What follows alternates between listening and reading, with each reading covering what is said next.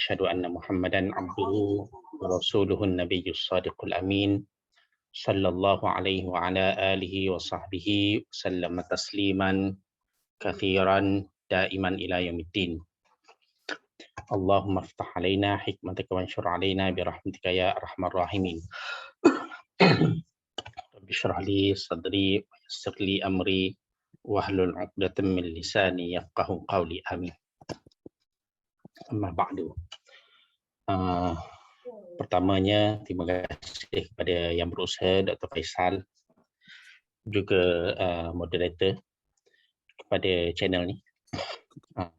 Seterusnya kepada Ashabul Fadilah, para asatizah, masyayikh, ustaz-ustaz, ustazah, tuan-tuan, puan-puan yang ada di dalam channel kita pada hari ini. Alhamdulillah, saya dijemput ataupun ditawarkan untuk membentangkan berkenaan dengan tajuk Muwatta' Al-Imam Malik, metod kitab Al-Muwatta' yang dikarang oleh Imam Malik. Sebelum saya meneruskan, syukur untuk saya tegaskan bahawa apa yang saya kongsikan ini adalah nukilan-nukilan ataupun petikan-petikan yang saya ambil di sana dan di sini, yang dikarang ataupun yang ditulis oleh para ulama. Kebanyakannya adalah ulama-ulama silam, ulama-ulama di zaman silam, ulama-ulama klasik, dan ada sedikit sebanyak daripada ulama-ulama kontemporari. Sebagai pendahuluannya, kita pergi kepada biografi ringkas pengarang kepada kitab Al-Muwatta'. Pengarang kitab Al-Muwatta' ini seperti mana yang kita tahu ialah Al-Imam Malik. Nama beliau ialah Malik bin Anas bin Malik bin Abi Amrin bin Abi Amrin, bin Abi Amir, saya tak silap tulis dekat sini, bin Abi Amir bin Amrin. Kunyah dia ialah Abu Abdullah.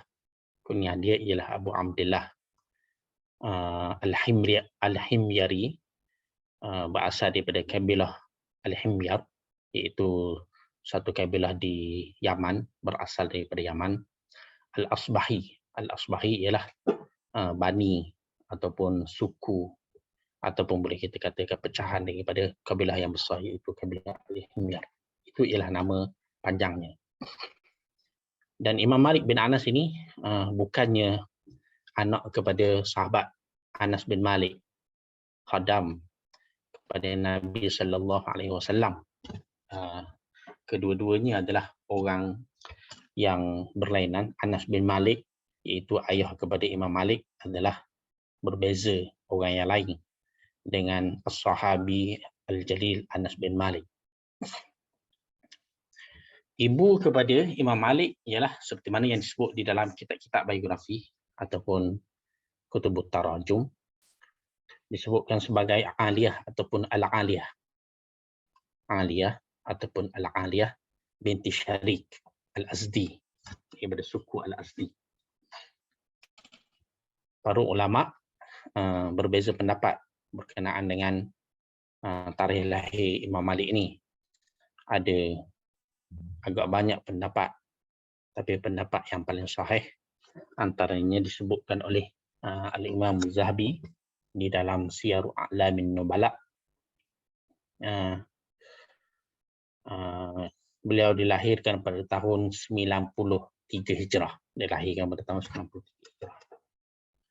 Keluarga ataupun keturunan Imam Malik ini adalah keturunan yang hebat-hebat. Ulama-ulama. Moyangnya Abu Amir, namanya ialah Nafi'. Moyang kepada Imam Malik ini, kunyah dia Abu Amir, nama sebenarnya ialah Nafi'. Disebutkan di dalam Ad-Dibajul Madhab fi ma'rifati a'yani al-madahib oleh Ibnu Farhun dan juga As-Suyuti di dalam Tazyin al-Mamalik. Nama kitabnya ialah Tazyin al-Mamalik bi Manaqibi al-Imam Malik. Disebutkan di dalam dua kitab ini, Al-Qadhi Bakar Ibnu Al-Ala Al-Qushairi menyebut Abu Amir ini adalah seorang sahabat. Disebutkan sebagai seorang sahabat yang menghadiri semua peristiwa. Kecuali Perang Badar. Manakala datuk kepada Imam Malik adalah seorang tabi'in. Datuk kepada Imam Malik adalah seorang tabi'in besar yang meriwayatkan daripada beberapa orang sahabat, antaranya ialah Talhah, Aisyah, Abu Hurairah, Hasan bin Thabit radhiyallahu anhum dan beberapa orang yang lain. Malah disebut di dalam beberapa riwayat Khalifah Umar Ibn Abdul Aziz meminta nasihat.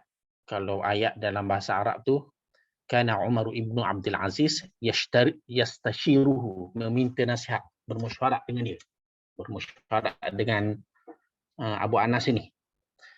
Dan beliau juga seperti mana yang disebutkan di dalam riwayat-riwayat yang sahih, salah seorang daripada 4 orang yang membawa jenazah Uthman bin Affan radhiyallahu anhu untuk dikafankan dan dikebumikan pada waktu malam selepas dia dibunuh oleh pemberontak. Dia adalah salah seorang daripada 4 orang yang menguruskan jenazah Uthman bin Affan. Tadi kita ada sebut Abu Amir adalah seorang sahabat mengikut pendapat yang dibawa oleh Al-Qadhi Bakar Ibnu Al-Ala Al-Qushairi. Ada riwayat yang lain yang menyebut bahawa Abu Amir ini bukan seorang sahabat, tetapi dia hidup pada zaman Nabi sallallahu alaihi wasallam dan berpindah ke Madinah selepas Nabi sallallahu alaihi wasallam wafat. Jika kita menerima riwayat ini, maka dia adalah tabi'in mukhadrim, tabi'in yang ataupun sahabat mukhadrim, orang yang sezaman dengan Nabi sallallahu alaihi wasallam tetapi tidak menemui Nabi ataupun tidak melihat Nabi sallallahu alaihi wasallam. Dan di sana ada pendapat yang lain yang menyatakan bahawa Abu Amir ini sebenarnya bukan seorang sahabat pun. Pendapat yang pertama kata dia seorang sahabat. Pendapat yang kedua kata dia hidup pada zaman Nabi sallallahu alaihi wasallam, tak tengok Nabi. Dia berpindah ke Madinah selepas Nabi wafat. Selepas Nabi sallallahu alaihi wasallam wafat. Pendapat yang ketiga menyebut bahawa Abu Amir ini bukan seorang sahabat pun dan dia tidak datang pun ke Madinah, tetapi anaknya datang ke Madinah. Maknanya datuk kepada Imam Malik lah. Anaknya datang ke Madinah. Ibnu Abdul Bar adalah seorang syarih ataupun ulama yang mensyarahkan kitab Al-Muwatta, kitab di At-Tamhid. Dia kata Malik bin Abi Amir ini pergi ke Madinah kerana dizalimi oleh bulat ataupun pemimpin Bani Tamim bin Murrah. Jadi dia pergi ke Madinah. Dan bila dia pergi ke Madinah, dia bertahaluf dengan satu bani di Madinah. Saya dah lupa apa nama bani di Madinah itu. Ini adalah maklumat ini saya petik daripada seperti mana yang saya sebutkan tadi, Tazyinul Mamalik oleh Al-Imam As-Suyuti dan Ad-Dibajul Madhab bi Ma'rifati A'yanil Madahib oleh Ibnu Farhun. Az-Zahabi sebut di dalam Tajrid Asma'is Sahabah, kitab yang menerangkan biografi para sahabat. Az-Zahabi kata tidak ada seorang pun yang menyebutnya dari kalangan sahabat. Lam ara man zakarahu fi sahabah atau kama qala, gitulah lebih kurang. Aku tak tengok ada seorang pun yang menyebut Abu Amir ini moyang kepada Imam Malik ini adalah seorang sahabat. Begitu juga Ibn Hajar ketika dia menukilkan kata-kata Az-Zahabi, kalau tak silap saya dia memasukkan di dalam kitab dia Al-Isabah fi Tamyiz As-Sahabah, dia menukilkan kata-kata Az-Zahabi ini dengan tidak buat sebarang ulasan. Kebiasaannya lah, kebiasaan Ibn Hajar Al-Asqalani, kalau dia tak setuju dia akan ulas. Ataupun kalau dia ada maklumat yang lain, dia akan ulas. Kalau dia setuju pun, dia akan ulas juga kebiasaannya. Tapi Ibn Hajar Al-Asqalani menukilkan, memetik kata-kata Az-Zahabi tanpa sebarang komentar. Kalau tidak silap, dia masukkan di dalam kitabnya Al-Isabah fi Tamyizi As-Sahabah. Menurut riwayat, Imam Malik ada 4 orang anak, iaitu Yahya, Muhammad, Hamad dan Fatimah. Fatimah ini dalam riwayat yang lain disebut dengan kunyah Ummul Baha dalam riwayat yang lain. Ada suatu kisah yang menarik. Jadi kisah ini daripada YouTube Syekh Sa'id Al-Kamali. Kemudian saya cari sumbernya. Seperti mana yang saya bawa dia punya teks di dalam bahasa Arab itu.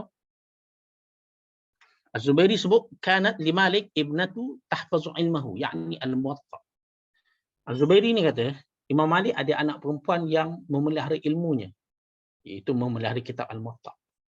Wa kanat taqifu khalfal bab. Anak perempuannya ini akan duduk ataupun berdiri di belakang pintu. Fa idza ghalata al-qari'u, jika pembaca salah di dalam membacakan Al-Muwatta kepada anak-anak murid yang lain, naqarat al-baba fayaftinu Malik fayaruddu alaihi. Dia akan ketuk pintu. Dia akan ketuk pintu. Maka Imam Malik akan sedar dan dia akan memberi respon kepada kesalahan-kesalahan tersebut. Imam Malik pun dengar juga, tapi dia suruh anak perempuan dia. Ini anak perempuan, bukan anak lelaki. Berbeza dengan anak perempuannya. Berbeza dengan anak perempuan dia. Sangat menarik kisah ni. Berbeza dengan anak perempuan dia, dengan anak lelaki dia. Wa kana ibnuhu Muhammad yaji'u wa huwa yuhaddithu wa ala yadihi bashaqqin wa na'lin kaisaniyin. Dia kata.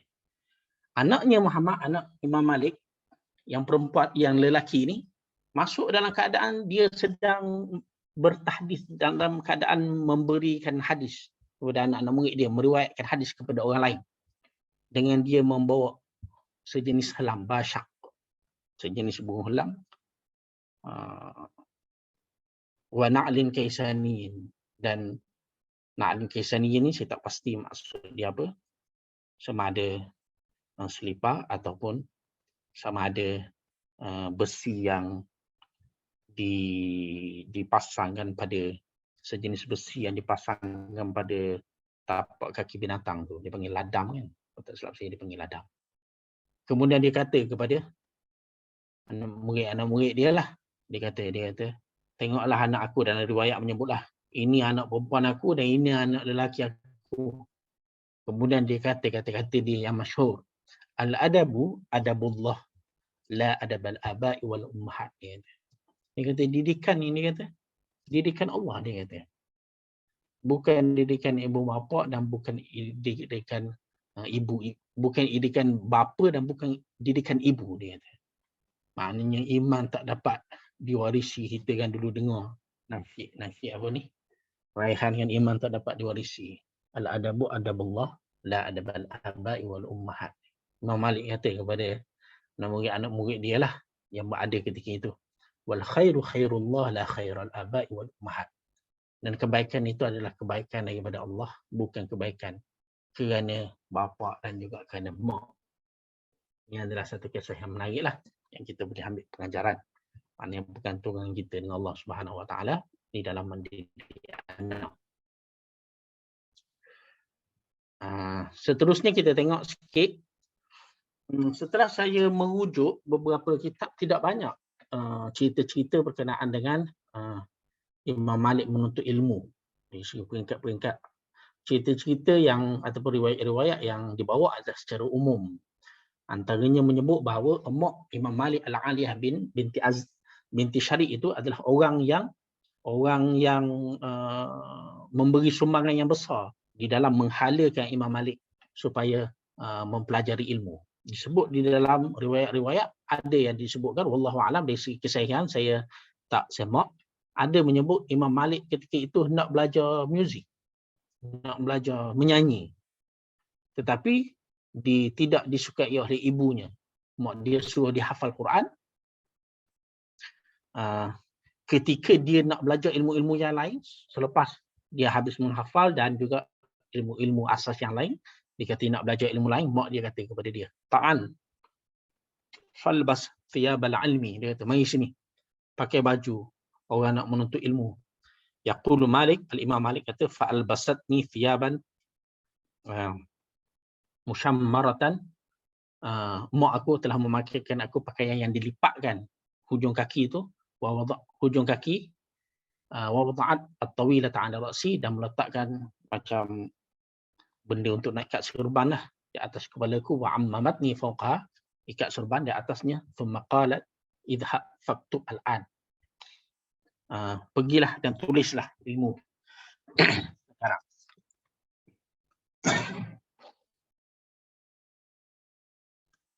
Az-Zahabi menyebut dia belajar ketika bid'atu asyar, ketika belasan tahun. Bid'ah ni ialah 3 hingga 9.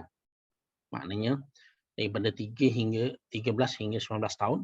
Ketika itu dia mula belajar, mungkin ketika 13, awal 13. Kerana Az-Zahabi menyebut di dalam dalam kitabnya, dalam kitab Syiar A'lamin Nubala, dia kata Imam Malik mula belajar ketika belasan tahun dan memberi fatwa ketika 21 tahun.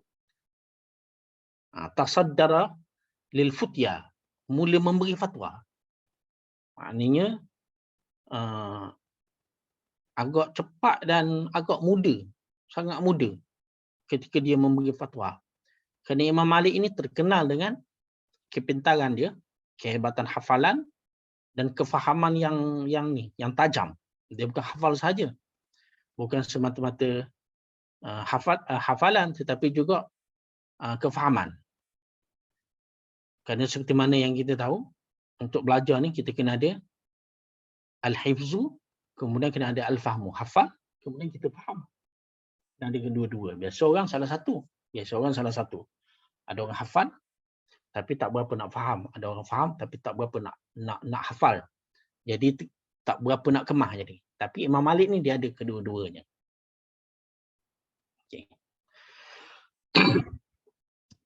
Kemudian kita masuk sedikit pujian ulama terhadap Imam Malik.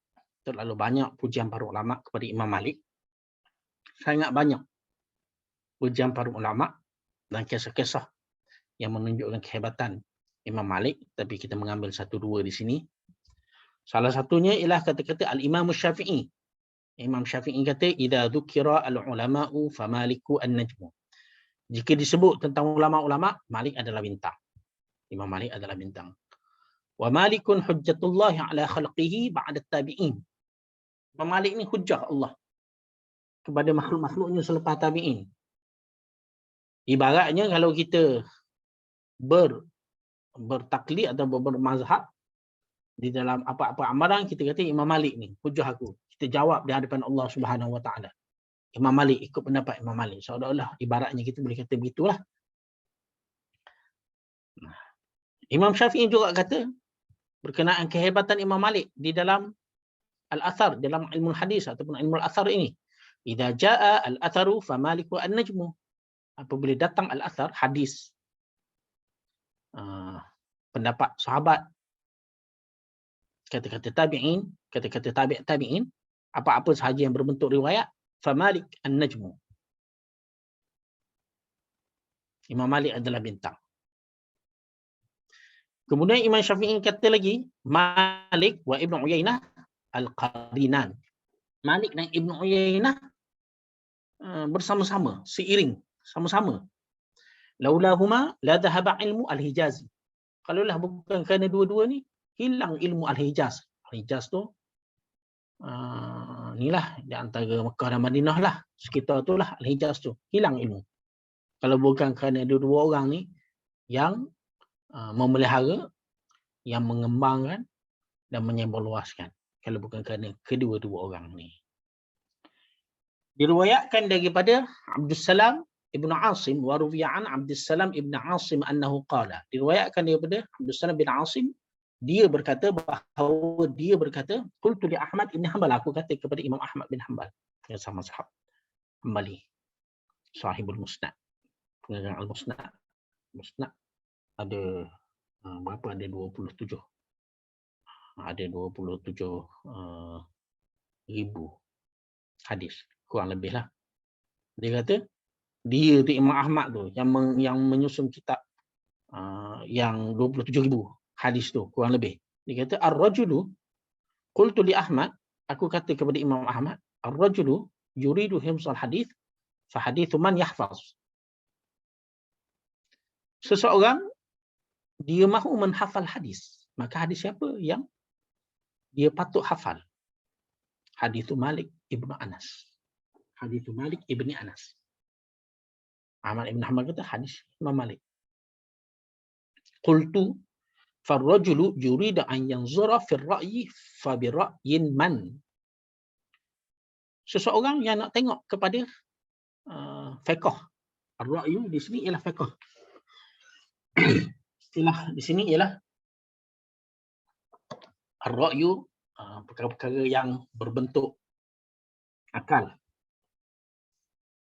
Fa bi ra'yi man. Maka pandangan siapa? Fiqh siapa? Nak tengok, nak belajar. Imam Ahmad ibn Hanbal kata farra'yu Malik ibn Anas. Tengok pandangan Imam Malik bin Anas. Maknanya hadis pun dia, fiqh pun dia. Hadis pun dia, fiqh pun dia. Nah, ini di antara kelebihan Imam Malik. Iaitu antara mazhab yang menghimpunkan, salah satulah. Mazhab kita pun begitu juga. Tetapi Imam Malik, dia ada kitab dia tu sendiri. Kita Imam Syafi'i ada riwayat-riwayat, tapi dibukukan ataupun dihimpunkan oleh anak-anak murid. Imam Malik dia sendiri yang mengumpulkan, menyusun, menelaah bertahun-tahun.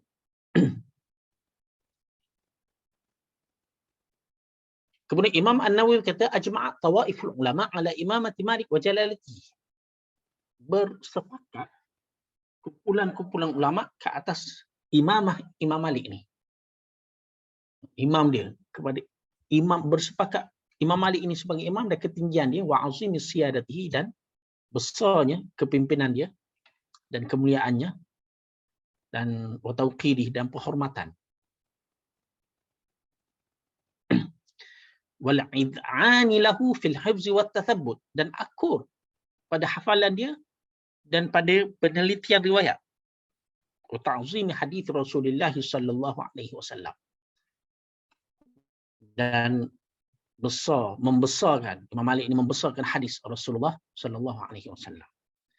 Yang terakhir sekali kita petik kata-kata Al-Imam Az-Zahabi dalam Siyar A'lamin Nubala. Dia kata qad ittafaqqa li Malik manaqibun ma 'alimtuha istama'at bi ahadin ghairihi. Dia kata berhimpun pada Imam Malik kehebatan-kehebatan ataupun keistimewaan, kelebihan-kelebihan. Aku tidak tahu berhimpun pada seseorang selain daripada Imam Malik.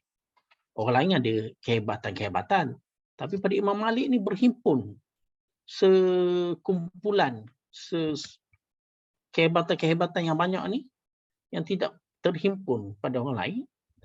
Pertama, ahaduha tulul umri war riwayah, lama panjang umur dan periwayatannya juga lama. Thaniha adh-dhihnu ath-thaqibu wal fahmu wasi'atu al-ilmi. Yang kedua, otak yang pintar, faham, luas ilmu. Yang ketiga, ittifaqul a'immah ala annahu hujjatun sahihur riwayah. Para imam yang lain bersepakat bahawa beliau adalah hujjah, riwayatnya sahih. Rabi'uha ijma'u al-a'immati ala dinihi wa adalatihi wa ittiba'ihi lis-sunan.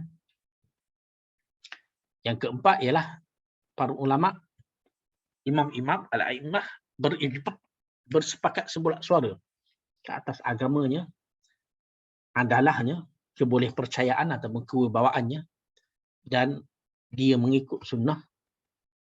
Yang kelima, taqaddumuhu fil fiqhi wal fatwa wa sihhati qawaidihi.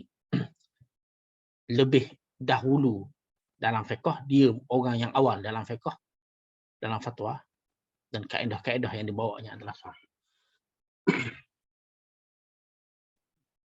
Ini adalah 5 kelebihan yang disebutkan oleh Imam Az-Zahabi yang ada pada Imam Malik, yang tidak ada pada selainnya, pada pendapat dia lah, tapi ada pada Imam Malik. Okay, yang terakhir sebelum kita masuk di dalam metod kitab Al-Muwatta,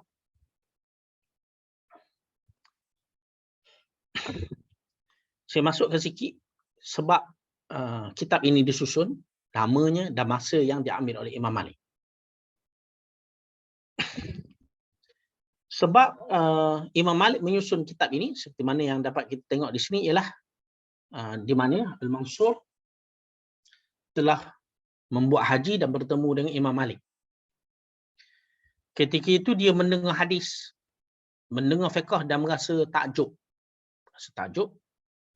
Lalu dia meminta supaya Imam Malik menulis suatu buku yang bagi Imam Malik ia adalah hadis-hadis yang sahih. Dan memintanya supaya Imam Malik memudahkannya kepada orang ramai. Istilah dia watta'a wa talaba an yuwatti'ahu linnas. Dan dia meminta supaya Imam Malik memudahkannya kepada orang ramai, ai yaj'aluhu sahlat tanawuli, artinya menjadikannya mudah diperolehi. Lalu Imam Malik menyahut permintaan Al-Mansur dan beliau mengarang kitab Al-Muwatta.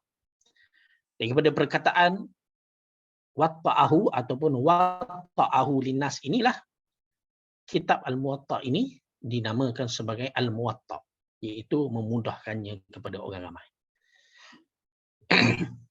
Ada pendapat yang lain kenapakah ia dinamakan sebagai Al-Muwatta, iaitu kata-kata Imam Malik di mana beliau menyebut aradtu kitabi hadha ala 70 faqihan min fuqaha Madinah. Aku tunjuk kitab aku ni kepada 70 faqih daripada ulama-ulama fiqh ataupun fuqaha yang berada di Madinah. Wa fa kulluhum wata'ani alaihi fasammaituhu al-Muwatta. Maka kesemua mereka wata'ani, wafaqani, bersetuju dengan aku alaihi, kata kitab ini, fasammaituhu al-Muwatta, maka aku namakan sebagai Al-Muwatta. Sebahagian penulis-penulis mereka kata ini adalah lebih rajih lah, kerana ini adalah riwayat yang sahih daripada Imam Malik itu sendiri.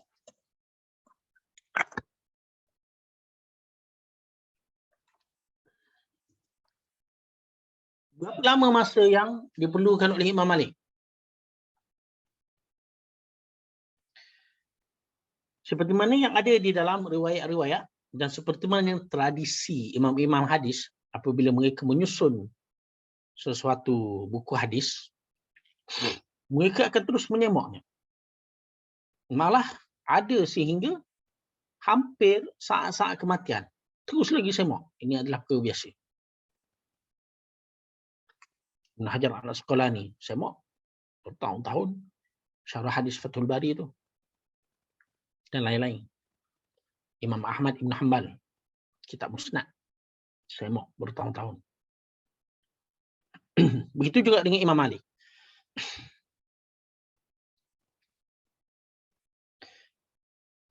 Imam Malik pernah berkata kepada Al-Auza'i. Imam Malik pernah berkata kepada Al-Auza'i. Ketika mana Al-Auza'i meriwayatkan hadis daripada dia. Meriwayatkan kitab ini. Kitabun, Imam Malik kata apa? Kitabun allaftuhu fi 40 sanah. Kitab aku mengarangnya dalam masa 40 tahun. Akhadtumuhu fi 40 yawman. Kamu mengambilnya dalam masa 40 hari. Ma aqallu ma tafqahuna fihi. sikit saja yang kamu memahaminya. Jadi maknanya 40 tahun masa kata-kata Imam Malik kepada Al-Imam Al-Auza'i.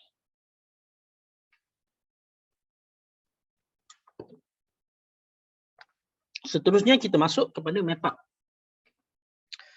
Seperti mana kitab-kitab hadis yang lain, kitab Al-Muwatta'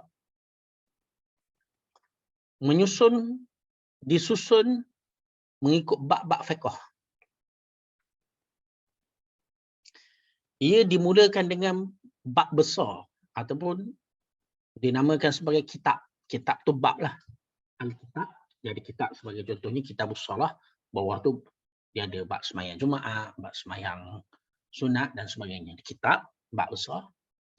Dan di bawah kitab tersebut ada bab-bab, tajuk-tajuk kecil.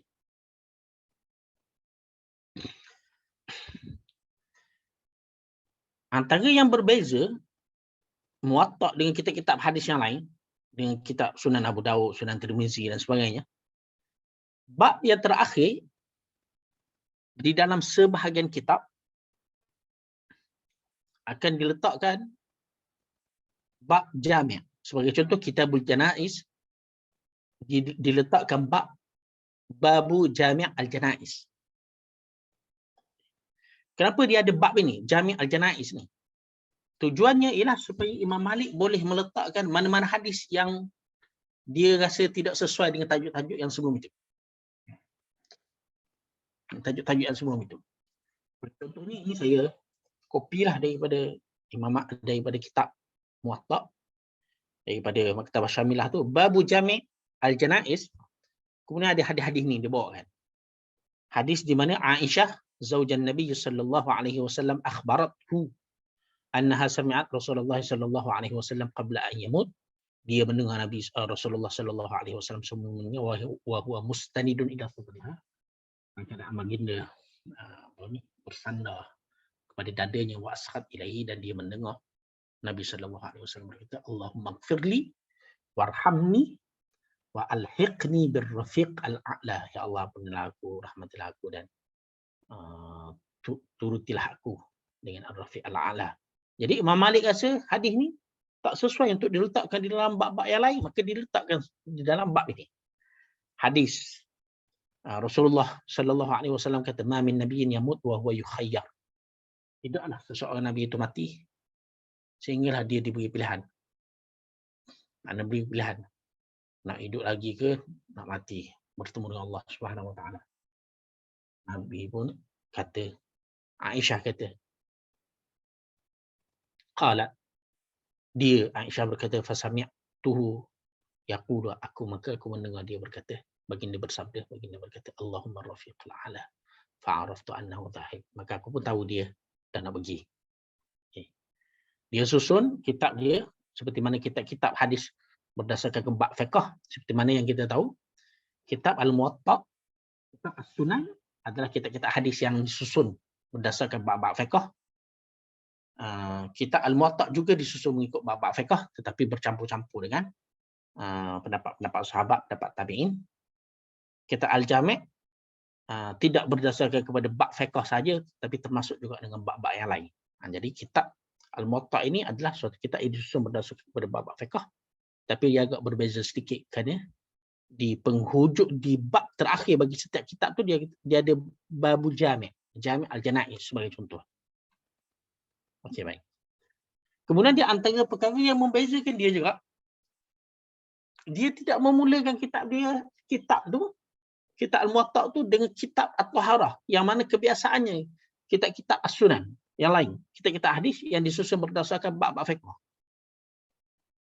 Tetapi dia memulakan dengan kitab Wuqud As-Salah. Wuqud As-Salah. Syekh Al-Kandahlawi sebut kenapa Imam Malik mulakan kitab Al-Muwatta' ini dengan kitab Wuqud As-Salah. Dia kata, li'anna as-salata ummul ibadat. Dia kata, Syekh Al-Kandahlawi, kerana solat itu adalah ibu kepada ibadat. Wal waqtu aslun fi wujubis salah, dan masa adalah asal kepada kewajipan sembahyang solat. Fa idza dakhala al-waqtu wajabat as-salatu. Apabila dah masuk waktu, maka wajiblah solat. Fa yajibu al-wudu'u wa ghairuhu, maka wajiblah berwuduk dan lain-lain. Apa-apa yang berkaitan dengan sembahyang. Jadi dia mulakan dengan kitab as-salah. Ini dia punya sebablah atau justifikasi seperti mana yang diterangkan oleh Syekh Waliullah Al-Qadah ini. Okey. Di dalam setiap bab Imam Malik akan mendatang hadis-hadis marfu', hadis-hadis daripada Nabi sallallahu alaihi wasallam. Hadis marfu', bila kita sebut hadis marfu' ialah hadis-hadis yang terbit daripada Nabi sallallahu alaihi wasallam. Bukannya mauquf. Mauquf apa yang terbit daripada sahabat. Maqtu' apa yang terbit daripada tabi'in ataupun tabi'in, tapi hadis marfu'. Kata-kata ataupun perbuatan Nabi sallallahu alaihi wasallam. Kemudian dia akan bawa hadis mursal. Kita akan tengok secara lebih detail nanti. Mursal ni apa? Kemudian dia akan bawa pendapat sahabat ataupun mauquf, al-mauqufat. Kemudian dia akan bawa fatwa at-tabi'in, pendapat ataupun al-ara' at-tabi'in. Kemudian dia akan bawa al-balaghat. Al-balaghat ialah hadis-hadis yang mana tidak didengari oleh seseorang itu, yang disampaikan dengan bentuk balaghani. Ia telah sampai kepada aku an fulan, daripada orang ni. Bukan sami'tu an fulan. Haddatsani, aku dengar daripada orang ni, ataupun haddatsani fulan, ataupun orang ni beritahu kepada aku. Bukan balaghani an fulan. Telah sampai kepada aku. Dia tak dengar tapi dia sampai kepada dia melalui orang lain dan sebagainya. Itu al-balaghah. Nanti kita akan tengok secara lebih detail nanti. Pendapat fiqh kemudian di hujungnya akan dinyatakan pendapat fiqhnya Imam Malik. Berkenaan dengan pendapat sahabat, Imam Malik sangat banyak menyebut berkenaan dengan pendapat Umar Ibn Khattab radhiyallahu anhu. Ini adalah susunan secara umum. Ada juga dia tidak mengikut susunan ini. Sebagai contohnya di dalam bab solat an-nafilah, dia meletakkan asar pendapat Ibn Umar. Dia meletakkan asar ataupun pendapat Ibn Umar. Ni. Ini bab solatin nafilah dalam kitab solatil musafirin. Bawah ada bab solatin nafilah fi safar bin nahari wal laili was salati. Dia tak letak hadis marfu' dulu tapi dia letak asar. Ini asar ni. Daripada Malik, daripada Nafi', daripada Abdullah ibn Umar. Beliau berkata, lam yakun yusalli ma'a salatil fardh. Dia berkata, dia tidak sembahyang bersama-sama dengan salat fardu semasa bermusafir, sesuatu pun tak sembahyang. Ibn Umar ni tak sembahyang sunat lah. Qablaha wala ba'daha, sebelum ataupun selepas. Illa min jawfil lail, kecuali solat malam lah. Fa'innahu kan yusalli 'ala al-ardi, dia sembahyang atas tanah, wa 'ala rahilatihi, dan di atas tunggangan dia atau kenderaannya, haitsu tawajjah, di mana ia menghaling. Ada yang kita kata susunan yang biasa, Imam Malik bawa hadis marfu', hadis mursal, kemudian bawa al-balaghat, pendapat sahabat, kemudian tabi'in, kemudian al-balaghat. Tapi ada juga masa dia bawa ni. Selepas itu, selepas beberapa hadis itu, selepas berapa? 1, 2, asar, 1, 2, 3, 4. Yang keempat barulah dia bawa hadis Nabi. Ra'aitu Rasulullah sallallahu alaihi wasallam yusalli wa huwa ala himarin wa huwa mutawajjihun ila Khaybar. Aku tengok Nabi sallallahu alaihi wasallam, daripada Abdullah bin Umar. Abdullah bin Umar kata, aku tengok Rasulullah sallallahu alaihi wasallam sembahyang, dia di atas himar, wa huwa mutawajjihun, baginda ia menghala ke Khaybar. Nak pergi ke Khaybar. Itu susunan yang biasalah. Okey.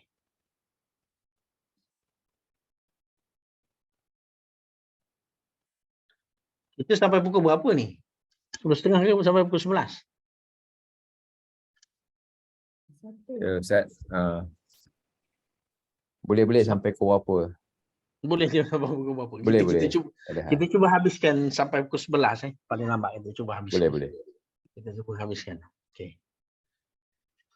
Sebenarnya banyak metod dan Muwatta Malik ni, tapi saya agak pilih-pilih inilah, saya pilih lah. Okey.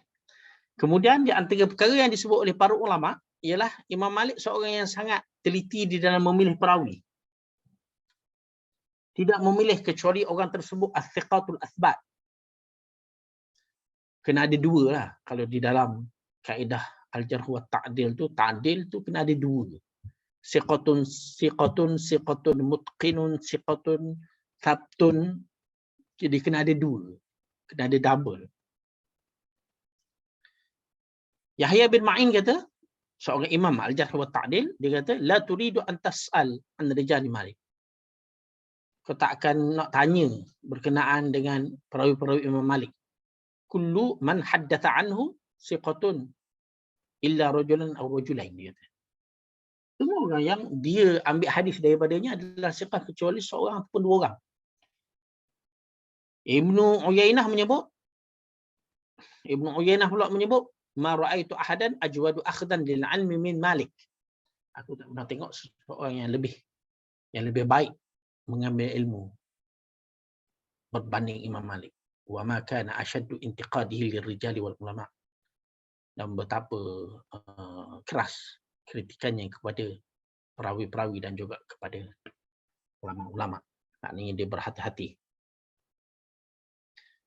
Dia disebutkan oleh para ulama, Imam Malik tidak mengambil hadis daripada orang yang menghafal semata-mata, tapi juga daripada orang yang faham.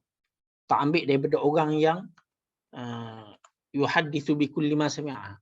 Maknanya asal dia dengar je hadis itu daripada orang, dia meriwayatkan kepada orang lain tanpa memastikan bahawa hadis tersebut hadis yang diambil daripada orang yang mana. Sangat memilih. Imam Malik ini sangat memilih perawi. Di antara perkara-perkara yang menunjukkan bahawa dia seorang yang sangat teliti di dalam memilih hadis ialah di dalam kitabnya ada sanad-sanad yang disebut sebagai as-sahhu al-asani. Sanad-sanad yang paling sahih. Sanad-sanad yang paling sahih ini berbeza-bezalah menurut ulama. Sebagai contoh sanad yang paling sahih ialah Ibnu Syihab Az-Zuhri, Muhammad bin Syihab Az-Zuhri ambil daripada Salim. Salim ni maula Ibnu Umar. Salim ni anak kepada Ibnu Umar. Ambil daripada ayah dia Ibnu Umar. Ini adalah sanad yang paling sahih mengikut Imam Ahmad dan juga Ishaq bin Rahawai. Rahawai atau Rahuyah. Ini sanad yang paling sahih lah menurut Imam Ahmad dan juga Ishaq bin Rahawai atau Rahuyah. Kemudian sanad yang paling sahih yang lain ialah Nafi' daripada Ibnu Umar, Nafi' maula Ibnu Umar ambil daripada Ibnu Umar daripada Nabi sallallahu alaihi wasallam. Sanad ini disebut sebagai silsilatul dhahab, rantaian emas oleh Imam Al-Bukhari. Kira maknanya kuatnya sanad ni. Malah maknanya kecermatan Imam Malik ini, ketatnya syarat Imam Malik ini dapat dilihat daripada kata-kata dia. Dia kata apa? Inna hadzal ilma dinun. Ilmu ini agama, dia kata. Ilmu ni agama. Fanzuru amman ta'khudunahu. Maka kamu lihatlah daripada mana kamu mengambilnya. Kita ambil agama ni daripada siapa. Ini berkenaan dengan periwayatan lah. Laqad adraktu sab'ina mimman yaqul. Aku ni sempat dengan 70 orang daripada orang yang kata qala Rasulullah inda hadhihi al-asatin, di tiang-tiang ini. Wa asyara ila masjid, dia tunjuk kepada masjid Nabi sallallahu alaihi wasallam. Fama akhadtu anhum syai'an, aku tak ambil sikit, baru tak ambil daripada mereka. Wa inna ahaduhum law ittamana ala baitiman lakana aminan. Sesungguhnya mereka ni, seseorang mereka kalau memegang Baitul Mal, niscaya amanah. Maknanya tak macam orang politik kita kan, rasuah sana rasuah sini, kalau pulang jadi menteri kewangan tu amanah. Tapi tak ambil, Imam Malik tak ambil ilmu daripada mereka. Sebab apa? Illa annahum lam yakunu min ahli hadis sya'ni. Kerana mereka bukan ahli di dalam urusan ini. Di dalam ilmu hadis mereka bukan ahli. Bukan pakar, bukan bidang.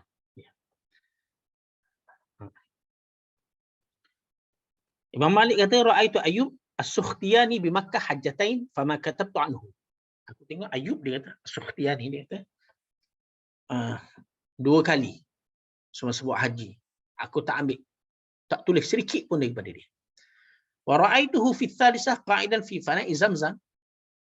Aku tengok dia kali ketiga duduk berhadapan dekat macam halaman lah, ruang ataupun ruang dekat Zamzam. Fakana idza dzakara an-nabiy sallallahu alaihi wasallam indahu yabki. Jika dia menyebut Nabi sallallahu alaihi wasallam, fakana idza dzukira an-nabiy sallallahu alaihi wasallam indahu yabki. Jika disebut Nabi sallallahu alaihi wasallam pada dia akan menangis. Hatta arhamuhu, sehingga aku rasa kesian. Kesian dia ni. Sebab kalau orang sebut Nabi sallallahu alaihi wasallam menangis, betapa waraknya, betapa sayangnya kepada Nabi sallallahu alaihi wasallam. Falamma ra'aitu dzalik katabtu anhu. Ketika mana aku melihat sedemikian itu, aku tulis hadis daripada dia. Dan aku tengok begitu baru aku tulis daripada dia. Ini kata-kata Imam Malik bahawa dia ni tak ambil daripada sembarangan orang. Sembarangan orang tak ambil. Ambil daripada orang yang betul-betul di dalam bidang. Tak ambil orang daripada orang yang dilihat baik semata-mata. Dilihat baik semata-mata. Tapi ambil daripada orang yang warak. Seperti mana yang kita tengok di dalam riwayat yang kedua ni. Okay. Yang mula-mula tu menunjukkan kena ambil orang yang ahli di dalam ilmu tersebut. Oleh kerana dia sangat teliti di dalam memilih perawi, terdapat kata-kata ulama hadis bahawa setiap perawi yang diriwayatkan oleh Imam Malik di dalam Al-Muwatta dikira sebagai siqah, kecuali beberapa orang sajalah yang dikecualikan. Sebab ada yang disebut oleh Ibnu Ma'in, Yahya Ibnu Ma'in, kullu man rawa anhu Malikun Ibnu Anas fahuwa siqatun. Setiap orang yang Imam Malik meriwayatkan daripada dia, maka dia adalah siqah. Illa Abdul Karim Al-Basri, Abu Umayyah. Kecuali Abdul Karim ni, Abu Umayyah, ada disebutkan oleh para ulama. Kenapa dia ambil juga daripada Abdul Karim ni? Imam Ahmad kata, ma rawa Malik an ahadin illa wa huwa thiqah. Kullu man rawa anhu Malik fa huwa thiqah. Apa yang diriwayatkan oleh Imam Malik daripada seseorang, melainkan dia adalah thiqah. Imam Ahmad kata.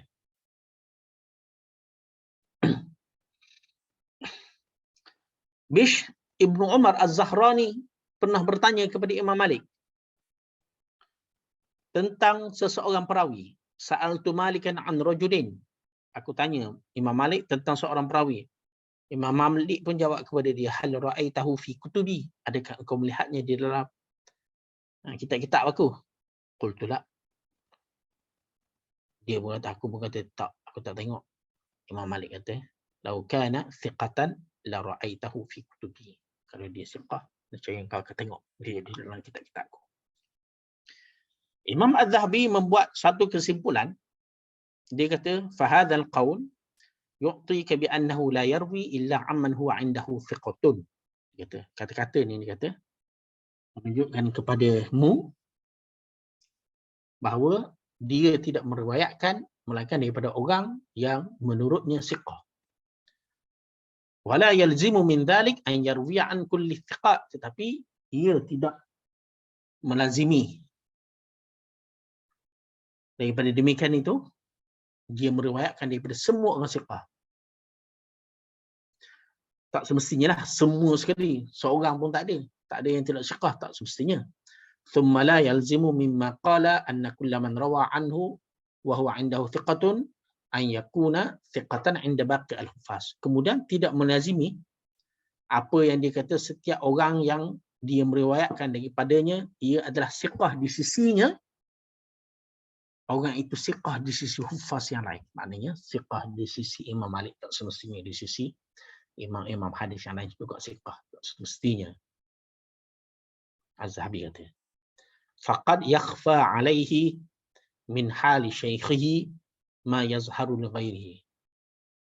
Zahabi kata mungkin tersembunyi kepada Imam Malik keadaan gurunya apa yang nampak orang lain pada orang lain. Maknanya mungkin keadaan-keadaan yang Imam Malik tak nampak pada guru, pada orang yang dia ambil hadis. Yang mana keadaan tersebut orang lain nampak. Illa annahu bikulli halin kathiru taharri fi naqdi rijal. Tetapi Walau bagaimanapun dia adalah sangatnya berhati-hati, sangat teliti dalam mengkritik perawi. Az-Zahabi kata. Itu dia punya metod yang pertama. Orang guru dia tu yang dia pergi ambil hadis tu, dia memang teliti, tengok betul-betul. Orang yang dia nak ambil tu. Okay. Metod yang kedua, dia meletakkan hadis mursal dalam kitab dia. Malah dijadikan sebagai hujah. Antara ulama-ulama yang menyebutkan perkara ini ialah Al-Iraqi. Al-Jawab. Jawapan bagi inilah kenapakah Sahih Al-Bukhari dan Sahih Muslim lebih didahulukan berbanding Muwatta' Malik. Anna Malikan lam yufrid as-sahiha bal adkhala fihi al-mursala wal munqati' wal balagha. Imam Malik tidak sahaja memasukkan hadis-hadis sahih, malah ada hadis mursal dan ada hadis munqati' dan ada al-balagha. Begitu juga dengan Ibn Hajar. Ibn Hajar menyebut, saya memang letak teks di sini. Ini bukan saya kata ataupun ulama-ulama kontemporari ataupun pentahqiq moden yang kata, malah ulama-ulama silam juga berkata. Falidzalika yukhriju al-marasila wal munqati'ati wal balaghati fi asl mawdu' kitabih. Maka kerana itu dia mengeluarkan hadis mursal, ada hadis munqati', ada balagha di dalam sebagai hadis-hadis utama kitab dia. As-Suyuti kata, Sannafa Ibn Abdul Bar kitaban fi wasli ma fil muwatta' min al-mursal wal munqati' wal mu'dhari. Ibn Abdul Bar buat satu kitab, mengarang satu kitab membawa sanad yang bersambung hadis-hadis mursal, munqati' dan mu'dhal di dalam al-muwatta'. Ada hadis mursal, ada hadis munqati' dan ada hadis mu'dhal di dalam al-muwatta'.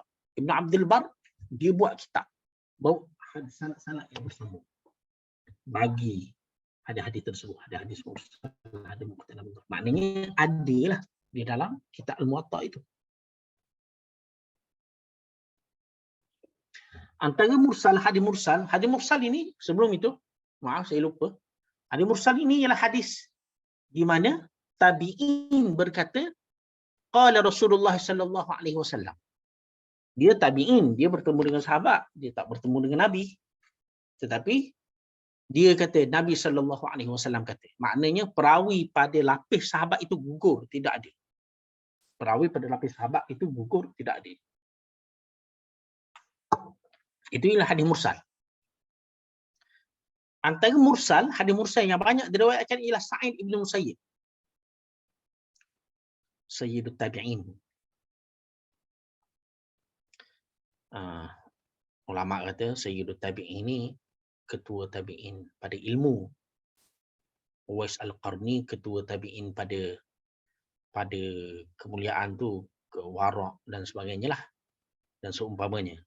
Ini pada ilmu Sa'id bin Musayyib, Sayyidut Tabi'in.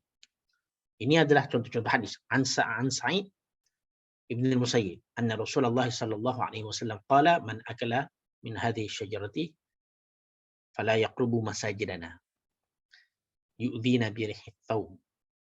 Sa'id bin Musayyib, daripada Sa'id bin al-Musayyib bahawa Rasulullah sallallahu alaihi wasallam bersabda. Sedangkan Sa'id bin al-Musayyib tidak sempat dengan Nabi sallallahu alaihi wasallam, dilahirkan pada zaman Umar. Daripada Sa'id bin al-Musayyib, hadis mursal yang lain, annahu qala kana Abu Bakrin As-Siddiq idza arada an ya'tiya firashahu aw tara. Abu Bakar As-Siddiq jika mahu mendatangi katilnya nak tidur, dia akan sembahyang witir. Dia tak sempat dengan Abu Bakar. Abu Bakar As-Siddiq radhiyallahu anhu. Wa kana Umar ibn al-Khattab yutiru akhir al-lail. Umar ibn al-Khattab berwitir di akhir malam.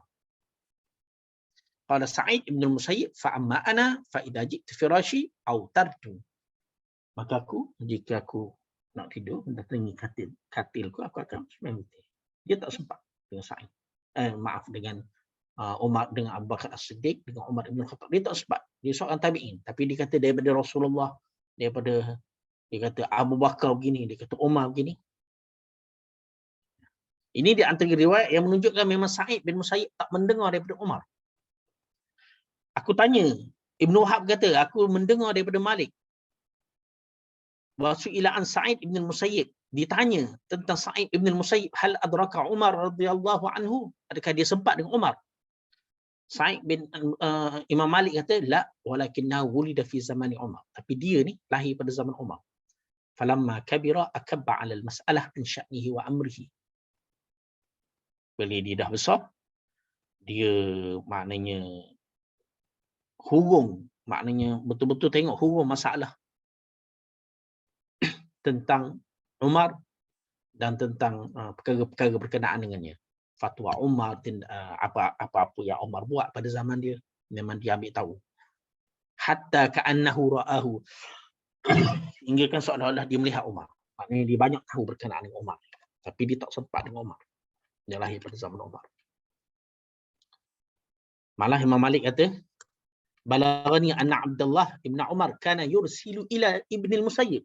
Telah sampai kepada aku bahawa Abdullah ibn Umar, anak kepada Umar itu, mengutus hantar orang ataupun hantar surat kepada Ibn al-Musayyib yas'aluhu, tanya kepada dia an ba'd sya'ni Umar wa amri, tanya tentang Umar dan perkara berkenaan dengan Umar. Tanya. Anak Umar Ibn Khattab sendiri tanya. Sa'id bin Musayyib. Dia banyak tahu. Tapi dia tak sempat. Maknanya, hadis yang diriwayatkan oleh Sa'id bin Musayyib ini adalah hadis mursal. Mursal yang lain yang diriwayatkan ialah daripada Talhah bin Ubaidillah bin Karis. Seorang perawi tabi'in yang meriwayatkan daripada Ummu Darda. Ini hadisnya. An Talhah bin Ubaidillah bin Karis anna Rasulullah sallallahu alaihi wasallam qala afdal du'a yaumi Arafah wa afdalu ma qultu ana wan nabiyyun min qabli. Dan sebaik-baik doa adalah doa hari Arafah, dan sebaik-baik apa yang aku kata dan nabi-nabi sebelum aku, la ilaha illallah wahdahu la syarikalah. Ini adalah Talhah bin Ubaidillah bin Karis, ni adalah seorang tabi'in. Dan ini adalah hadis yang lainlah.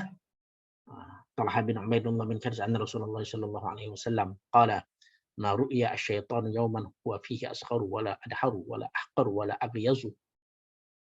Tidak diperlihatkan syaitan pada suatu hari ia lebih kecil, lebih terpinggir, lebih hina dan menyimpan marah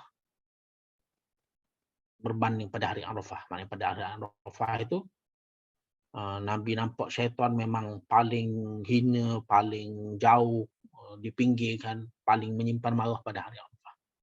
Wa ma dzaka illa lamma ra'a min tanazzulir rahmah wa tajawuzillah 'anil dzunubil 'azab.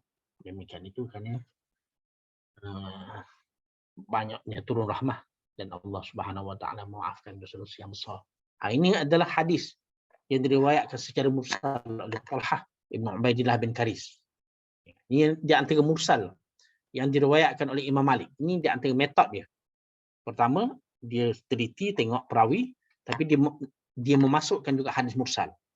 Di antara mursal yang dibawa masuknya ialah mursal Sa'id bin Musayyib dan mursal Talhah bin Ubaidillah bin Karis.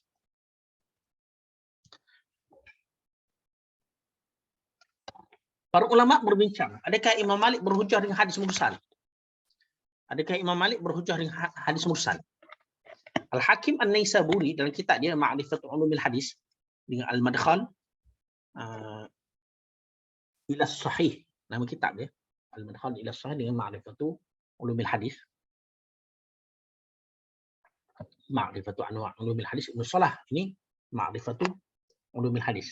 Al-Hakim An-Naisaburi dia kata Imam Malik tak berhujah dengan hadis mursal. Tapi nukilan dia itu disanggah oleh ramai para ulama. Al-Qadhi Iyad pun sanggah, dia kata al-ma'ruf min madhhabi Malik wa ahli Madinah khilafu ma dzakara. Apa yang diketahui daripada mazhab Malik dan juga penduduk Madinah, ulama-ulama Madinah, berbeza dengan apa yang dia sebut. Ibn Rajab Al-Hambali pun kata wa fi hikayati an aktsari man sammahu nazarun. Hikayat daripada kebanyakan orang yang dia namakan itu nazar, boleh dipertikai, perlu dilihat semula. Ibn Rajab Al-Hambali kata. Ibn Hajar pun kritik nukilan tersebut, Ibn Hajar kata naqlun mustaghrabun wal masyhur khilafuhu. Nukilan yang pelik, yang masyhur adalah berbeza dengannya. Imam Malik berhujah lah, bukan seperti nukilan Al-Hakim An-Naisaburi. Okay. Imam-imam mazhab Maliki dengan kita tidak nafikanlah ada imam-imam mazhab Maliki yang kata hadis mursal ini bukan sebagai hujah. Tapi jumhur mazhab Maliki kata Imam Malik berhujah dengan hadis mursal. Ibn Qusar, Al-Qadhi Abdul Wahab, Abdul Bar, Abdul Walid Al-Baji, Al-Qadhi Iyad, Al-Qarafi dan lain-lain.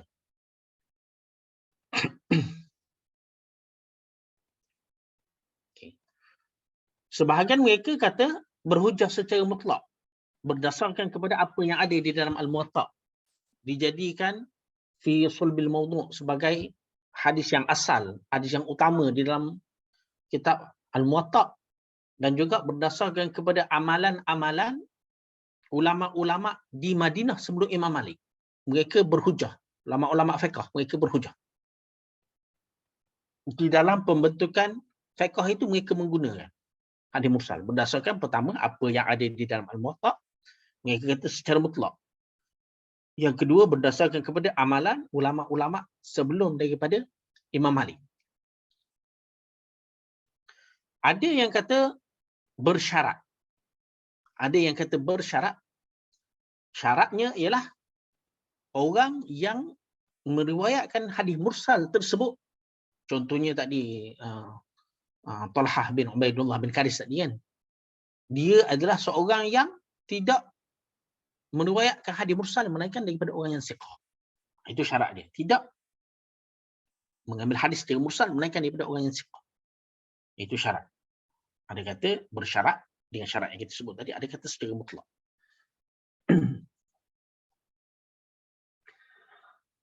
Yang ketiga, di dalam Muwatta Malik ada hadis-hadis munqati', hadis-hadis yang sanad dia terputus pada pertengahan sanad. Hadis munqati' ni ialah hadis di mana ada keterputusan sanad di pertengahan sanad. Ataupun di atas, ataupun seorang perawi, maaf, di pertengahan sanad seorang perawi ataupun lebih, tapi bukan secara berturut-turut. Ada putus sanad, sama ada putus sanad tu seorang perawi dia putus, gugur seorang perawi, ataupun mungkin dua orang perawi, tapi bukan secara berturut-turut, bukan secara berturut-turut. Dan bukan pada lapis sahabat. Sebab hadis yang sanadnya gugur pada lapis sahabat adalah hadis mursal. Ada beberapa caralah kita nak tahu. Para ulama nak tahu, muhaddithin nak tahu. Mereka melihat tarikh lahir murid dan tarikh lahir guru. Keterangan daripada perawi itu sendiri. Kalau mereka kata huddithtu an fulan ataupun balaghani an fulan, telah sampai kepada aku. Tiada kebarangkalian bertemu. Sebagai contoh, tiada kebarangkalian bertemu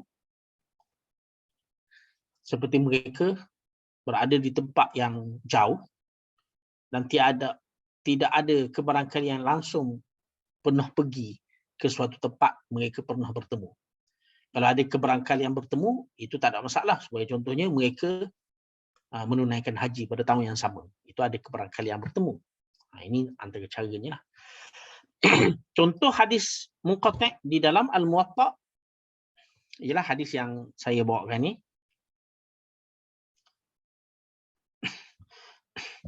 Iaitu Malik ambil daripada Ibn Shihab, Ibn Shihab ambil daripada Abdullah Ibn Amr Ibn Al-As.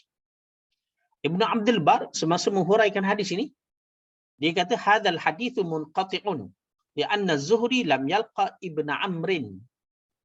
Dia kata Zuhri tak jumpa pun Ibn Amr, dia kata munqati', dia kata annahu qala lamma qadimna al-Madinata, ketika mana kami pergi ke Madinah, nalana waba'un min waqiha syadidun, telah kena kepada kami satu wabak sangat sakit.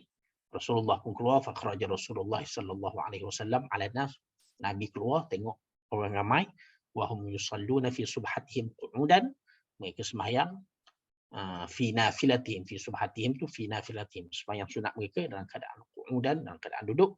Nabi berkata salatul qa'idi mithlu nisfi salatul qa'im, solat orang yang duduk separuh solat orang yang berdiri. Hadis ni munqati' juga disebut oleh pada ulama yang lain lah contohnya. Ini kemudian hadis yang lain.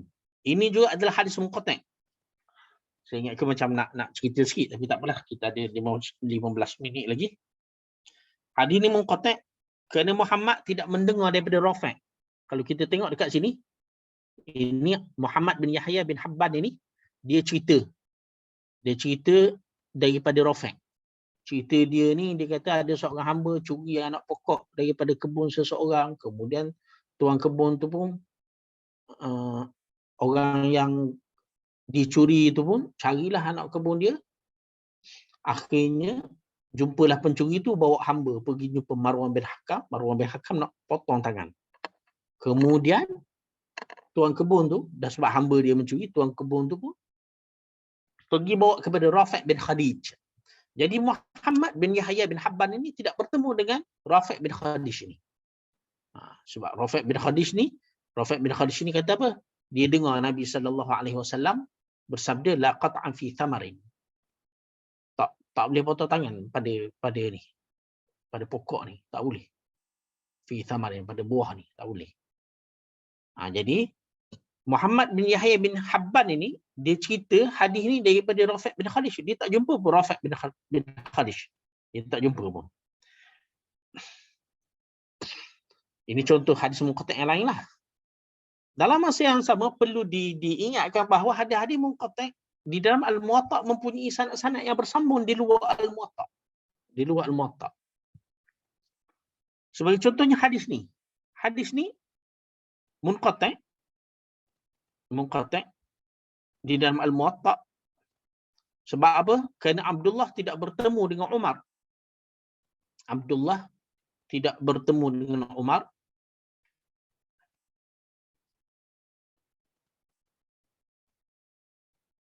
Tetapi ada sanad-sanad yang lain yang menunjukkan bahawa wa qala ghairuhu huwa muttasilun musnadun. Dikatakan munqati' bukan kerana Abdullah tidak bertemu dengan Umar, maaf, tetapi Ubaidullah tidak bertemu dengan Umar. Ubaidullah tidak bertemu dengan Umar. Kerana itu ia dikatakan munqati'. Orang lain kata sanad ini muttasil kerana Ubaidullah ada pertemuan dengan Abu Waqid Al-Laythi. Bertemu dengan Abu Waqid Al-Laythi. Jadi, jika dia bertemu dengan Abu Waqid Al-Laythi, di mana di dalam hadis ini, Umar Ibn Khattab bertanya kepada Abu Waqid Al-Laythi, Ubaidullah tu pernah bertemu dengan Abu Waqid Al-Laythi. Maka, ada kemungkinan, ada keberangkalian bahawa Ubaidullah juga bertemu dengan Umar. Bertemu dengan Umar. Dan di dalam Sunan Abu Daud menyebut hadis ini, dan ini menunjukkan bahawa menurut Abu Daud, hadis ini adalah hadis yang muttasil, sanadnya bersambung. Kita kena tengok sanad satu-satu kalau kita nak kena perhati sikit, sebab sanad ni dia benda-benda yang halus kan. Kalau kita nak tengok, kita kena tengok satu-satu, kemudian kena ulang 2-3 kali baru kita faham pasal sanad ni. Saya sebut secara sepintas lalu je lah. Yang keempat, Imam Malik meletakkan riwayat-riwayat yang berbentuk al-balaghat. Maaf, yang kelima, berbentuk al-balaghat. Al-balaghat ini ialah riwayat ataupun hadis yang tidak didengar oleh Imam Malik. Tetapi sampai kepada Imam Malik berita tentang riwayat tersebut dan ia mengungkapkan riwayat ini dengan satu ungkapan, iaitu balaghani an fulan. Telah sampai kepada aku daripada fulan. Ini adalah contohnya. Ada dekat sini. Annahu balaghahu annal Qasim ibn Muhammad wa Urwata ibn Zubair wa Abu Bakr ibn Abdurrahman kanu yatanaffaluna fi safar. Mungkin sembahyang sunat ketika bermusafir.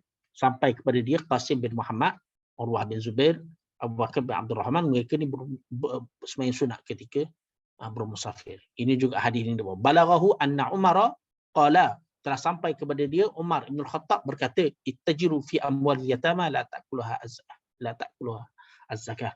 Berniagalah pada harta anak yatim supaya tidak dimakan oleh zakat.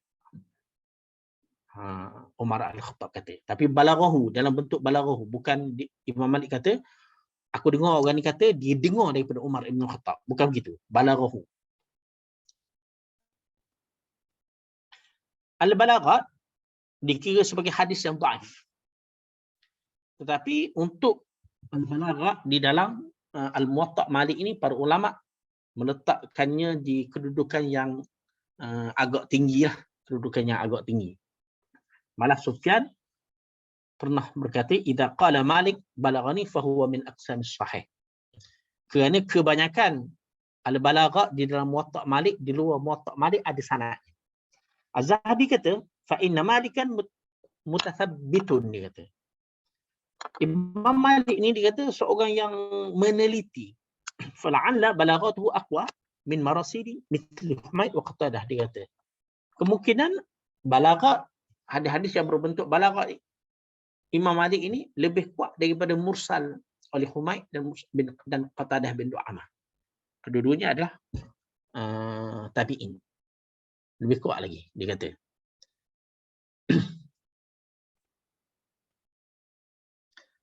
Al-Laknawi kata, idza qala Malik balaghani fa huwa isnadun qawi. Jika Imam Malik kata balaghani, maka sanadnya adalah kuat. Kerana kebiasaannya lah. Dan perlu diingatkan bahawa Ibn Abdul Bar telah mendatangkan sanad-sanad yang bersambung al-balagha di dalam Muwatta' Malik kecuali 4. 4 al-balagha tersebut Ibn Salah buat satu kitab, Waslu al-Balaghatil Arba'ah, yang mendatangkan sanad bersambung bagi 4 al-balagha itu. Ini contoh sanad yang bersambung lah yang Ibn Abdul Bar bawa. Ini wahaddatsani an Malik annahu balaghahu an Busr ibn Sa'id anna Rasulullah sallallahu alaihi wasallam qala ila akhir al-hadis. Ini dia bawa hadis ni dalam berbentuk al-balagh. Kemudian dia bawa sanad yang bersambung. Wa hadzal hadits hadis masyhur Muslim min riwayat Busr bin Ibn Sa'id an Zainab al-Thaqafiyyah imra'ati Ibn Mas'ud ani Nabi sallallahu alaihi wasallam. Kemudian dia bawa sanad di sini. Sanad di sini. Ini sanad-sanad dia lah. Sanad yang bersambung. Hadatsana Abdul Waris, hadatsana Qasim ibn Asbah, hadatsana Muhammad bin Ghalib, hadatsana Umayyah, hadatsana Yazid ibn Zurai, Ruh ibn Qasim daripada Muhammad, sampai kepada Busr ibn Sa'id daripada Zainab imra'ati ibn Mas'ud qalat qala Rasulullah sallallahu alaihi wasallam. Maknanya sanad ni bersambung. Kemudian ada lagi sanad yang lain. Dia bawa sanad yang bersambung bagi al-balagha di dalam Muwatta'. Ibn Abdul Bar bawa di dalam At-Tamhid. Dia buat satu bab, dia mendatangkan sanad-sanad yang bersambung bagi al-balagha.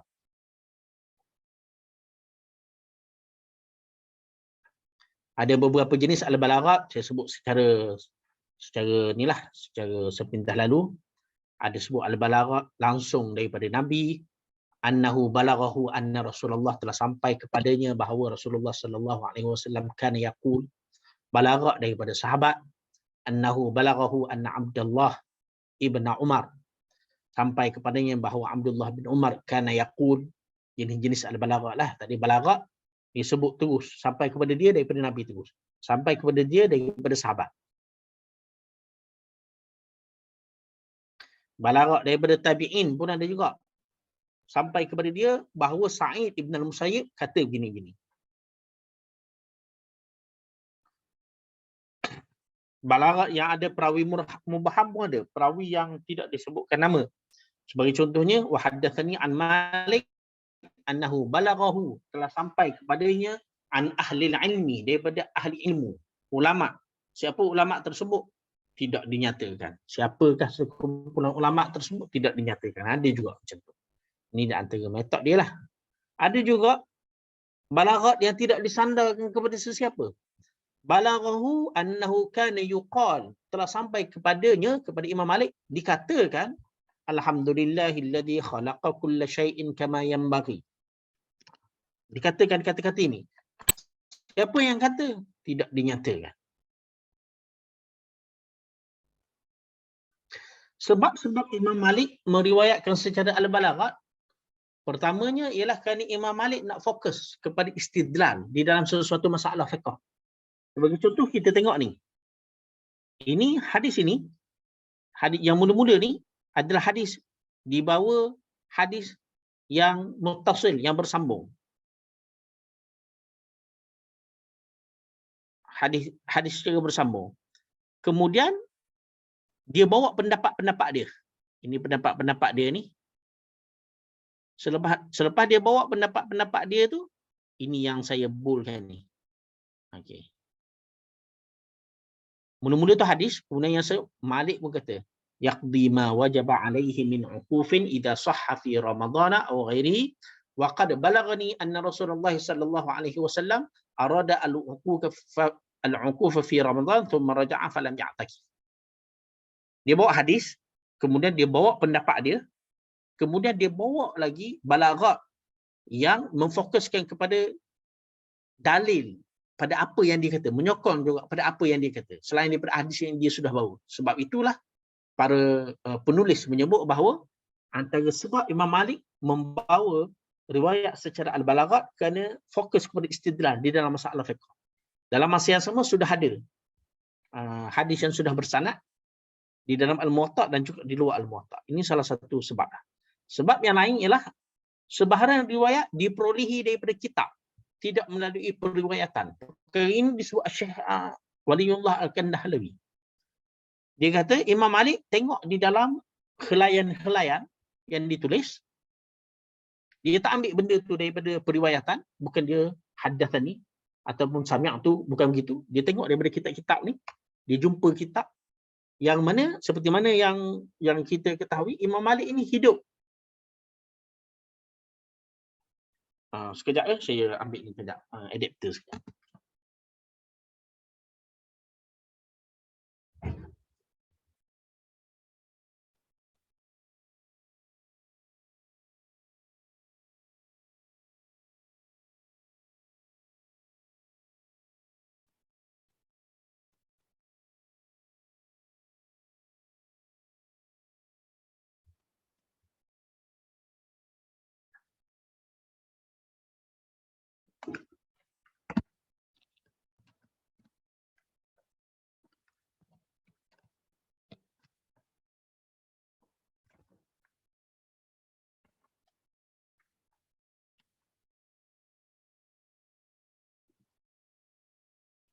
Seperti mana yang kita ketahui, Imam Malik ni hidup pada zaman anak-anak sahabat.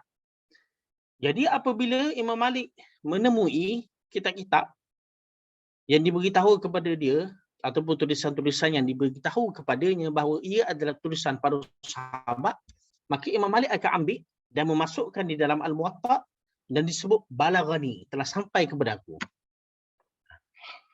Sebagai contohnya hadis ini, hadis la adwa wala hama wala safar. Hadis ini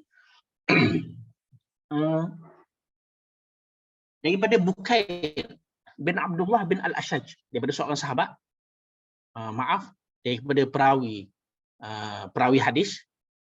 Hadis ini telah sampai daripada dia, telah sampai kepada Imam Malik daripada Bukair bin Abdullah bin Al-Ashaj, daripada Abi Al-Aqiyah Al-Ashja'i, bahawa Rasulullah sallallahu alaihi wasallam kata sekian sekian sekian. Okey. Sabit di dalam riwayat, anak kepada Bukair ini tidak sempat pun dengan ayah dia. Sabit di dalam riwayat bahawa anak kepada Bukair ini, iaitu Makhramah, tidak sempat pun dengan ayah dia. Tapi dia ada buku yang ditinggalkan oleh ayah dia. Dia sendiri kata, lam udrik abi, aku tak sempat dengan ayah aku, walakin hadhihi kutubuhu, tapi ini adalah buku-buku dia, tulisan-tulisan dia. Imam Malik menegaskan perkara ini, Imam Ahmad menegaskan perkara ini. Imam Ahmad kata dia siqah, dia tidak mendengar daripada ayah dia. Innama rawa an kitabi abihi. Innama rawa an kitabi abihi. Jadi kalau kita tengok dekat sini, di dalam riwayat Muwatta' Malik ini, Imam Malik telah sebut di sini annahu balaghahu an Bukair, telah sampai kepada dia daripada Bukair. Jadi dipercayai bahawa Imam Malik ini mengambil hadis ini daripada Makhramah yang mengambilnya daripada buku-buku ataupun tulisan-tulisan ayah dia. Ini adalah contoh. Kenapakah Imam Malik menyebut riwayat secara balaghahu, secara al-balaghat? Kerana riwayat tersebut diperolehi daripada kitab, tidak melalui jalan periwayatan. Kerana itu Imam Malik mengungkapkan secara balaghahu an fulan, bukan secara bentuk-bentuk periwayatan yang lain seperti sami ataupun haddatsana ataupun haddatsana akhbarani, bukan seperti itu.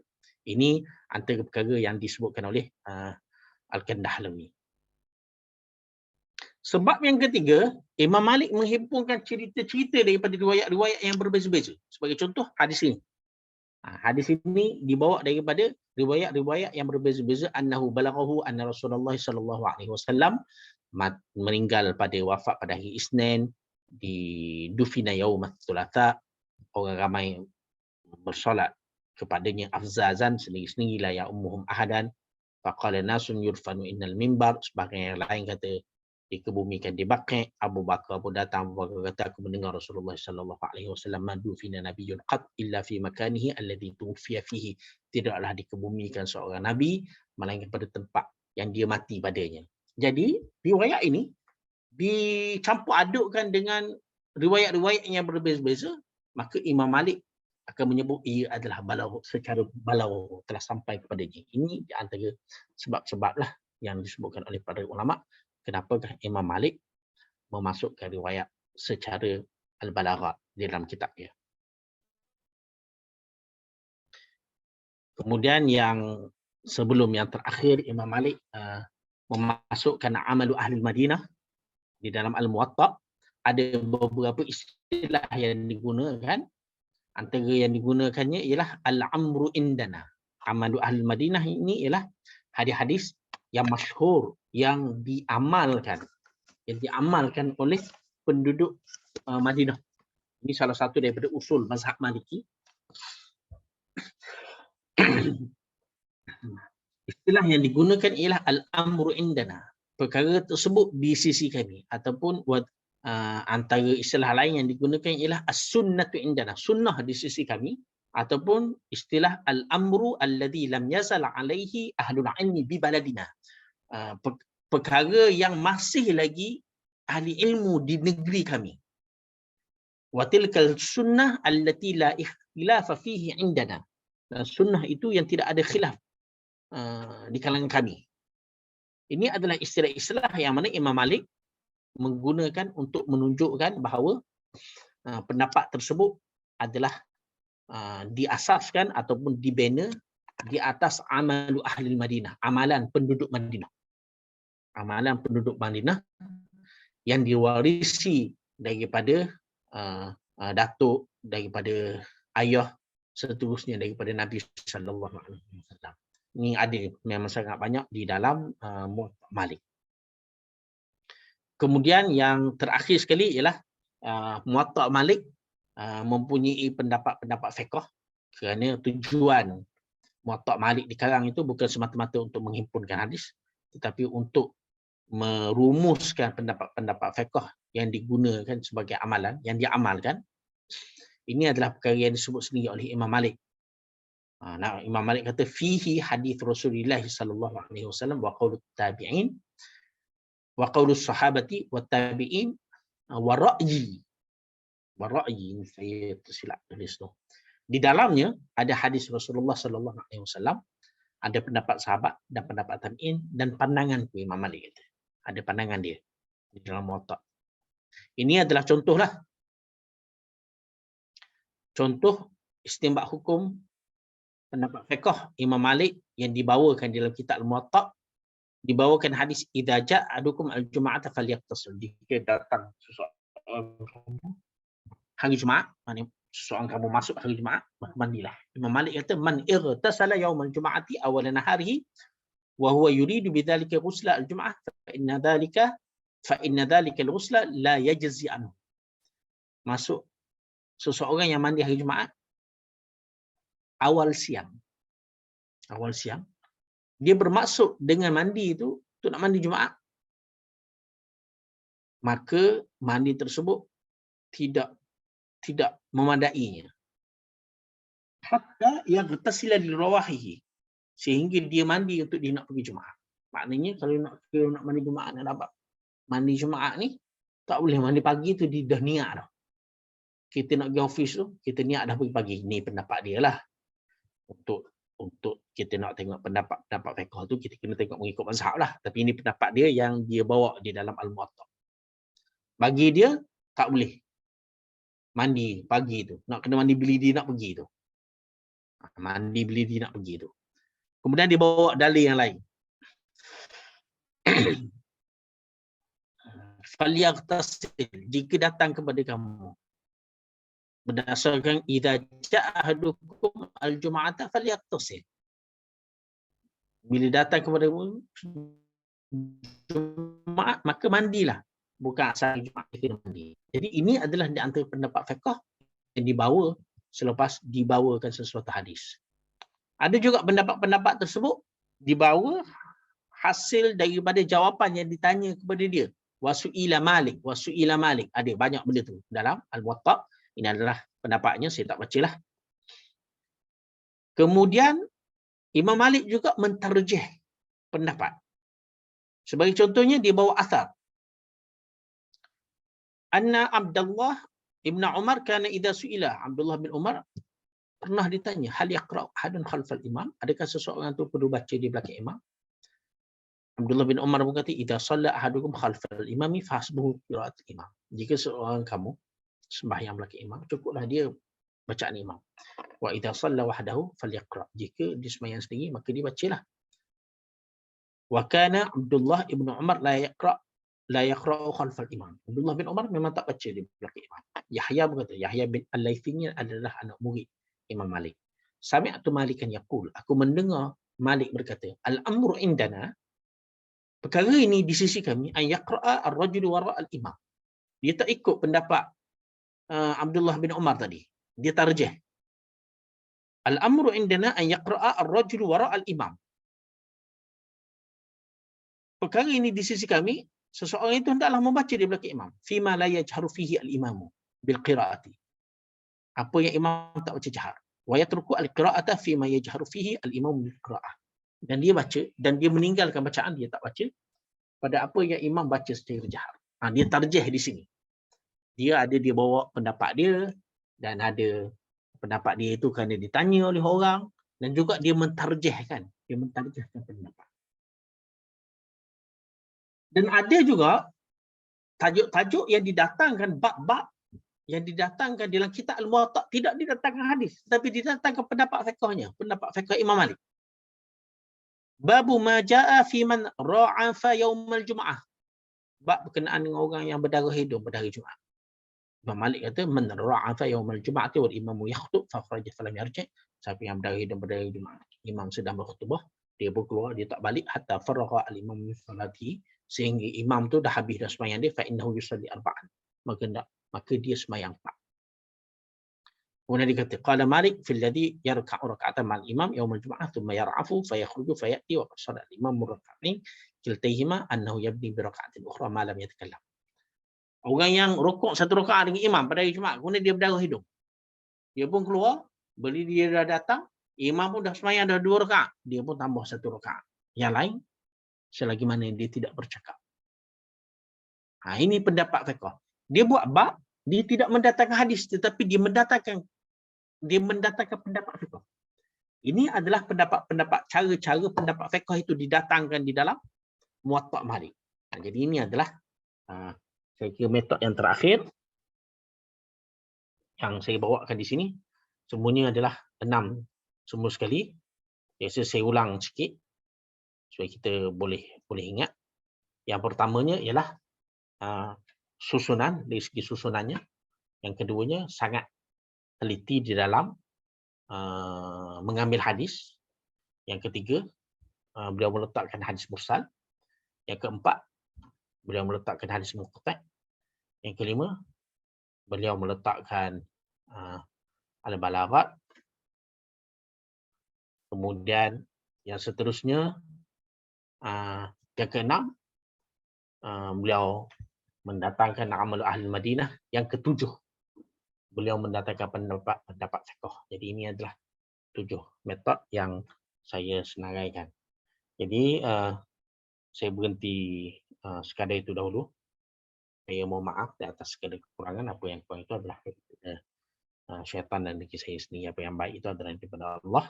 Saya serahkan semula kepada moderator pada yang ada pada malam ini. Wallahu a'lam. Okay, jazakallah khairan jazak pada Dr. Izzuddin bin Abu Bakar di atas huraian yang panjang lebar, beberapa manhaj yang telah pun dilakukan oleh Imam Malik dalam penyusunan kitab Muwatta, yang saya kira cukup menariklah untuk panduan kita.